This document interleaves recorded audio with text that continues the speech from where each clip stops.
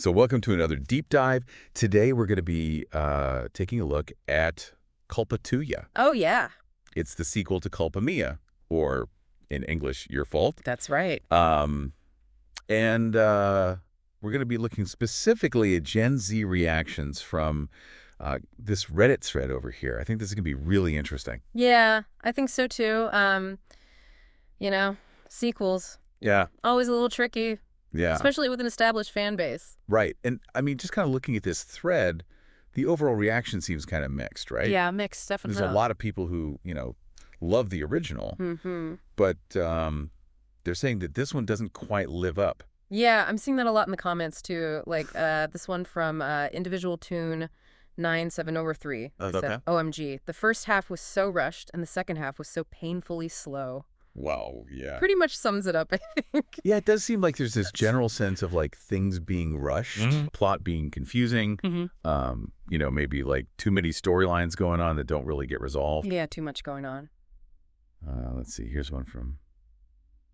Okay, Jellyfish5674. They said, the plot is more tangled than my earphones after a day in my pocket. Ooh. That's rough. Yeah. I wonder if they tried to pack in too much, from the books, like condense it all into one film. Maybe that was just too much. Right, yeah. Especially if you're trying to adapt, a longer story into a shorter format. Definitely.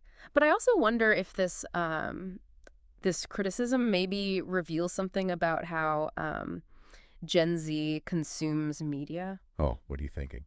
Well, I mean, think about it. Gen Z, you guys, you've grown up with streaming services. You binge watch whole seasons, like, in a day. Oh, yeah. So you're used to these long, sprawling storylines that play out over a long time. Right. And maybe a 2-hour movie, it just feels a little, restrictive. Yeah, restrictive, Yeah. especially for a story this dense. That's a good point. So it's like they're craving that depth, that exploration. Right. But I'm also seeing some stuff about character development. Oh, really? A lot of fans are complaining that, some of the characters don't really feel like themselves. Oh, no. Compared to the first movie. Like, they've lost some of their depth, and their actions don't really make sense, like, with their personalities. Yeah, like their motivations are all messed up. Right. Exactly. Interesting. I wonder, if the filmmakers were maybe trying to address some criticisms from the first movie. Oh, like they're trying to course correct. Yeah, maybe. Or, maybe they just made some creative decisions that didn't really land with the fans. It's like a tough line to walk. Right. Like trying to, keep the story fresh, but also stay true to the characters that everyone loves. Definitely. Let's see. There's Choice Witness 1274 over here. Yeah.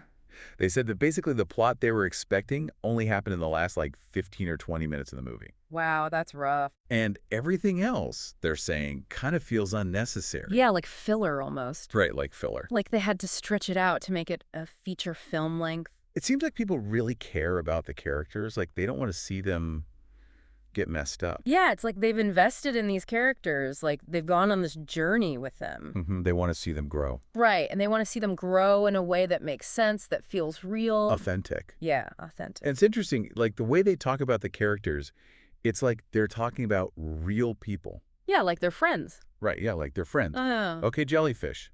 Again, they said, they did my girl dirty with that storyline.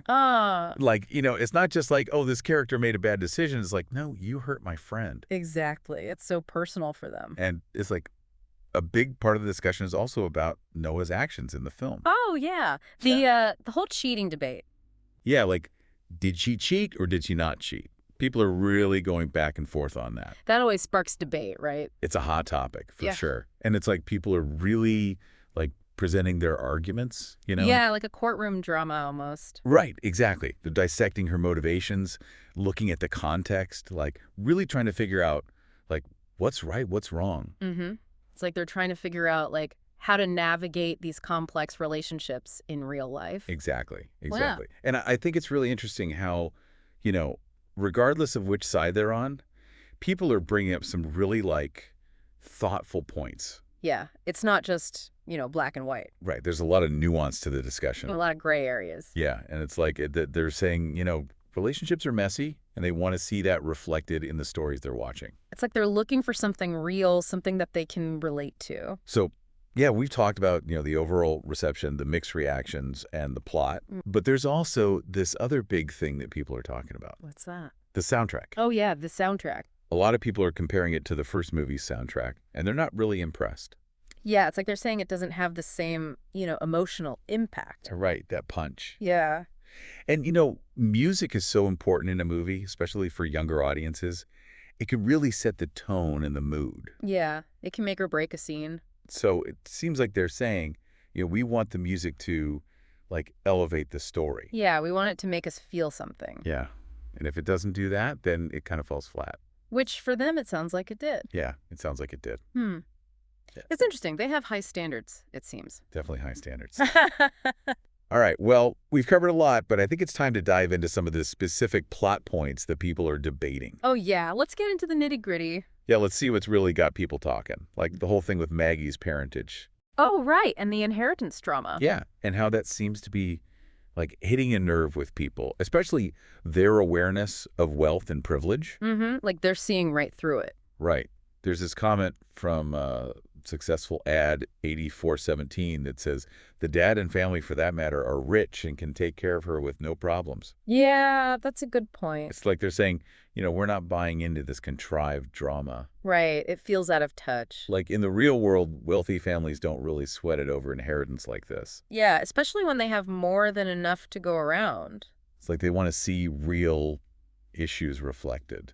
Yeah, let's talk about real problems, not this manufactured drama. Right, exactly. It's like they're saying, we're Gen Z, we're aware of social and economic disparities, and we're not afraid to call it out. Even in our entertainment. Even in our entertainment, exactly. And then there's the ending. Oh, yeah, the ending. Which, people are going crazy over that. Yeah, the ambiguity. Yeah. It's driving them wild. What happened? What does it mean for Nick and Noah, They're coming up with all sorts of theories. I know, it's amazing.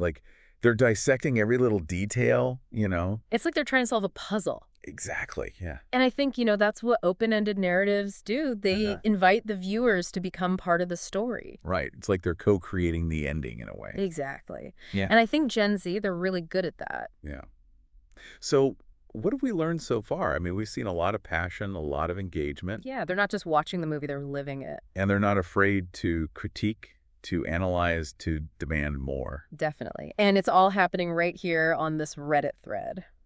So let's take a closer look at some of those individual comments, those little gems that really stood out. Yeah, let's hear what they have to say. Oh, there's this one comment about Michael that's pretty interesting. It's from MysteriousGur9999, and they said, the Michael in the book is an absolute creep that uses his job to manipulate and use Noah. Oh. The movie makes him seem like he's a friendly dude that lives in the same dorm, has a crush on her, and tries to put the moves on her. Oh, wow. That's quite a difference. Yeah, it's a pretty big change from the book, and Yeah. a lot of fans who read the books are, not happy about it. Yeah, it does seem like they kind of glossed over some of his creepier aspects. Right. And, it's interesting because the director actually talked about changing Michael's storyline. Oh, really? Yeah, they admitted to making changes from the book. I wonder why. Well, maybe they were trying to address, some of the concerns from the fans who thought he was, too problematic in the book. Oh, okay. So, trying to make him a little more likable. Yeah, maybe. But, in doing that, they might have kind of downplayed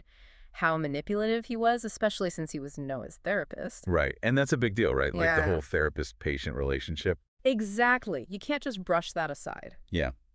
It seems like a missed opportunity to really explore, those complexities of mental health and abuse of power. Totally. And, it seems like Gen Z is really sensitive to those kinds of issues. Oh, yeah. They're more aware of mental health, and they want to see it portrayed responsibly in media. Right. They're not going to let things slide that easily. Yeah, they're calling out those harmful tropes and stereotypes. They want authenticity, It's like they're saying, don't just tell us a story. Teach us something. Yeah, challenge us. Make us think. Exactly. Yeah. We want to see real struggles, real relationships, even if they're messy. It's about time, right? So moving on, there's also a lot of talk about the communication or lack thereof between the characters. Oh, yeah, the classic communication breakdown. How many times do we have to see that trope? Right. Come on, guys, just talk to each other. Seriously, it's getting a little old, and I think for Gen Z, it's even more frustrating. Yeah, I mean, they're used to instant communication, social media, like they don't beat around the bush. Right. If they have something to say, they just say it. Exactly. Yeah. So seeing these characters dance around their feelings, it just feels so unrealistic. Like, come on, this is the 21st century. We have smartphones, we have texting. You're telling me they couldn't just send a quick message? Right. It's like the filmmakers are stuck in the past. Maybe it's time for them to catch up, you know? Definitely. Like, show us some characters who are actually good at communication. Yeah, who can express their feelings and work through their problems. Like real people. Okay, so we've talked about Michael, we've talked about communication, but I think we need to circle back to the ending. Oh, the ending. The never-ending debate. I know, it's like everyone has their own theory. And they're all convinced they're right. Like, I saw this comment from Today I Glow Up. They said, can someone explain the funeral scene? Did Nick write that after he found out Noah slept with Michael or before that? Yeah, that scene has everyone scratching their heads. It's like they're trying to piece together a timeline, but there's not enough information. But you know what? I think that's kind of the point. Oh, yeah? Like, the ambiguity is intentional. The filmmakers wanted to leave us with questions. So it's not just bad writing. No, I don't think so. I think it's about leaving room for interpretation, letting the audience come to their own conclusions. And I think Gen Z is really good at that. Like, they're not afraid to fill in the blanks, to imagine what happens next. Exactly. It's like they're co-writing the story with the filmmaker. And that's pretty cool, actually. It shows how engaged they are, how much they care about these characters and this world. They're not just watching the movie, they're making it their own. All right, so we talked about Michael, communication, and the ending. What else have you found in this treasure trove of comments? You know, going through these comments, it really strikes me how seriously people are taking this movie. Oh yeah, they're really invested. It's like they're not just watching it for entertainment, they're analyzing it, dissecting it. It's more than just a movie to them. Yeah, and I keep seeing this theme of pacing come up. The pacing. Yeah, remember that comment from Individual Tune 973 Oh, yeah. about the first half being rushed and the second half being slow? Right, like whiplash. It seems like a lot of people felt that way, like the movie was trying to do too much in too little time. Yeah, too many storylines crammed in, not enough room for the characters to breathe. And it's interesting, right, because we talk about how Gen Z is so used to these longer, more drawn-out narratives. From streaming and all that. Exactly. So maybe a 2-hour movie just doesn't cut it for them anymore. Maybe they need a mini-series or something. I mean, imagine Culpa Tuya as like a 6-part series. Oh, wow, yeah. Each episode could focus on a different storyline, a different character arc. That would be interesting to see. Give it that space to really unfold. Right, like, let the story breathe. Speaking of what's next, have you seen how hyped everyone is for Culpa Nostra? Oh, yeah, the third movie. Everyone's dying to know what happens next. I mean, that cliffhanger ending really did its job. Talk about leaving people wanting more. But now the question is, can Culpa Nuestra actually deliver? Right, because the expectations are sky high after this one. Especially for those who felt let down by Culpa Tuya? They're going to be watching closely, you know, Oh, yeah, they'll be dissecting every frame, analyzing every line. holding the filmmakers accountable. And you know what?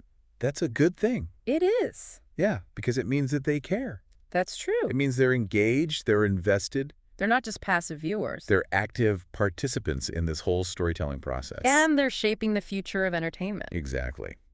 So I think that about wraps up our deep dive into Culpa Tuya. Wow, what a ride. Yeah, we covered a lot. From mixed reactions to plot holes to soundtrack complaints. And most importantly, we got a glimpse into how Gen Z interacts with the media they love. They're a passionate bunch. They are, and they're not afraid to make their voices heard. And that's something to celebrate. Absolutely. So to all the Gen Z viewers out there, keep those conversations going. Keep those critiques coming. Your opinions matter. You have the power to shape the stories you love. And to the filmmakers, listen up. Gen Z is watching. Pay attention to what they're saying. Because they're the future of your audience. That's right. Well, that's it for this deep dive. Thanks for joining us. See, with pleasure. Until next time, keep exploring, keep questioning, and keep the conversation going.